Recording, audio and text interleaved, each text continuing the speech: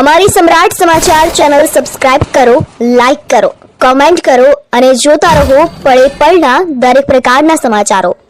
Bhavnagar local crime બ્રાન્ચને ચોરીના ગુનાનો ભેદ ઉકેલવામાં મહત્વની સફળતા મળી છે.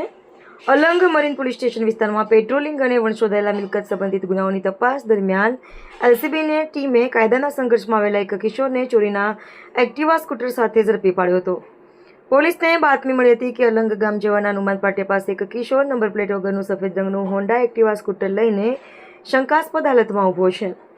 બાતમીના આધારે એલસીબીની ટીમે સ્થળ પર પહોંચી તપાસ હાથ ધરી હતી. તપાસ દરમિયાન કિશોર પાસે સ્કૂટર અંગે કોઈ આધાર પુરાવો કે ખરીદીનું બિલ મળી આવ્યું ન હતું. પૂછપરછમાં તેણે સંતોષકારક જવાબ પણ આપી શક્યો ન હતો. વધુ પૂછપરછ દરમિયાન કિશોરે અંદાજે 20 દિવસ પહેલા અલંગ ચેકપોસ્ટ નજીકથી આવા એક્ટિવા સ્કૂટરની ચોરી કરી હોવાની કબૂલાત કરી હતી.